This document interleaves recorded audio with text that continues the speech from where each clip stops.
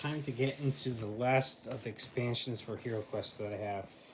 This is the Spirit Queen's Torment.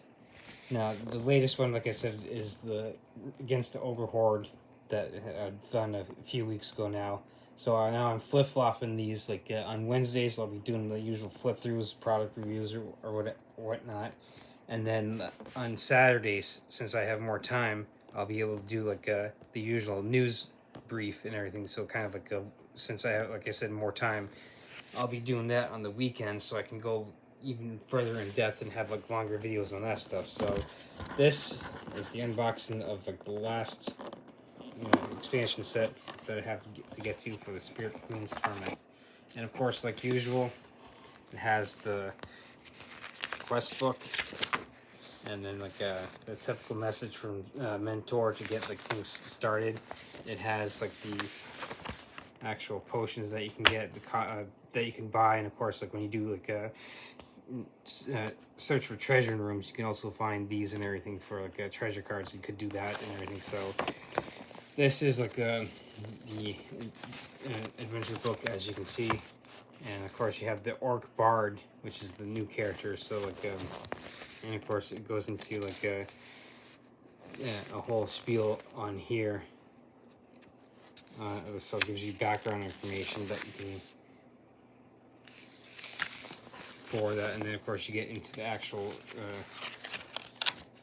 quest, and so then of course you got the conclusion, and of course like you got the artifact references. So like you got more spell scrolls and like stuff you can see, like dusted disappearance, like anti-poison quill, rabbit boots, and of course like it gives you like the whole list of like the stuff from like the actual base game and everything. So in this one there is actually like 14 quests. So the last one in like a Prophecy Teller, there was only 13 quests. So like you can see most of the time you get 13, 14 quests and everything. So, and as you can see, like we'll go through the actual cards now. So like you can see the Orc Bard, 2 attack dice, 2 defend dice, 5 body, and 4 mind. So you have like yet another character option for the actual board game. So what you can do is you can do the traditional four play, the 4 heroes,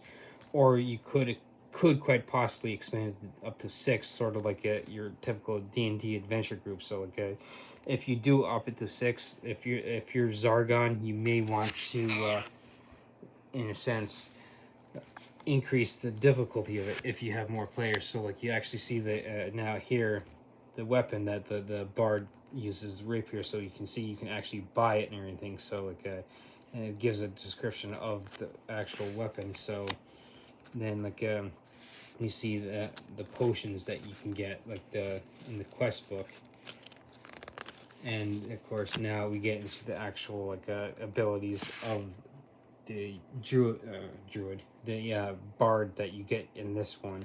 So it's kind of odd seeing like an orc as a hero, because like at least in the base game and like your old school expansions like Kellar's Keep and Return of the Wish Lord, orcs were always like considered the monsters and everything. So it kind of flips the script on this and everything. So there's inspiring tale, the healing song, and the lullaby. So basically like another sleep spell type of deal.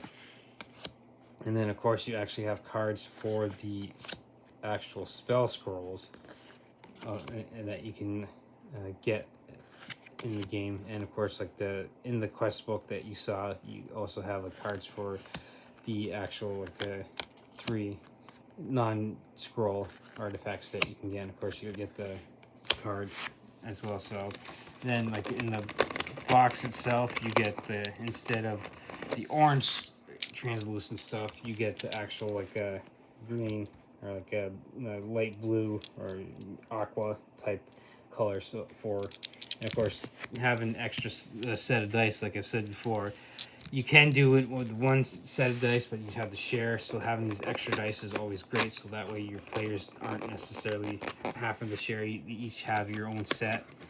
And of course like the typical hero figurine, always going to be red. So like you got in this one, like your translucent ones, just like in Prophecy of Telor, but like the color scheme is slightly different. So you could quite possibly paint these, or like me, since I'm not into painting, or I don't really feel like having someone paint them for me, I would leave these as is. So you can see like it could like use these in a sense like the differentiate between like the different monsters too. So like that was the Chaos Warrior, the Dread Warrior. You got like orcs, and of course like you can have like the different types of weapons too. So having these translucent monsters and everything, like it would be, like I said, great to be able to differentiate between monsters in the same room and everything. Of course, like you got the Abomination, which like replaces in the traditional game the femur. I always called it the FEMUR.